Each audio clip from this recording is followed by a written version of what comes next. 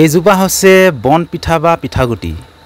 নমস্কাৰ বন্ধু বান্ধৱসকল, আপোনালোকক আজি আপোনালোকৰ অনুৰোধত পিঠাগুটি বা বন পিঠা গছজোপা সম্পূৰ্ণকৈ দেখুৱাবলৈ চেষ্টা কৰিছোঁ। বহুত ওখ হয় আৰু আগৰ ভিডিঅ'টোত বন পিঠাৰ ঔষধি গুণৰ ওপৰত মই দিছিলোঁ। তেতিয়া বহুতো বন্ধু বান্ধৱে গছজোপা দেখুৱাবচোন, কেনেকুৱা গছজোপা দেখি পোৱা নাছিলোঁ বুলি পিনি কৈছিলে। এয়া চাওক, এটা দুটা এই ওপৰত গোল গোলকৈ দেখিছে, আপোনালোকে মন কৰক। মই যিমান পাৰোঁ জুম কৰি দেখুৱাবলৈ চেষ্টা কৰিছোঁ। এয়াই হৈছে পিঠাগুটি বা বন পিঠা।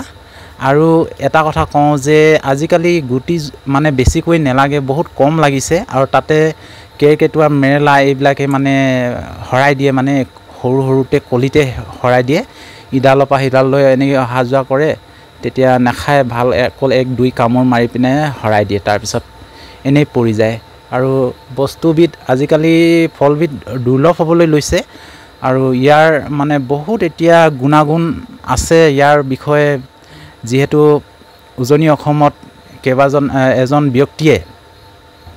এজন ব্যক্তিয়ে মানে ইয়াৰ ওপৰত হেৰি দিছে, কি কয়, কিডনীৰ মানে যি কিডনীৰ ষ্টন আৰু কিডনী ফেলাৰ, সেইবিলাকৰ কাৰণে বনৌষধি দি আছে। ইয়াত মানে ঔষধ দি আছে এই বন পিঠা গুটিৰ পৰা।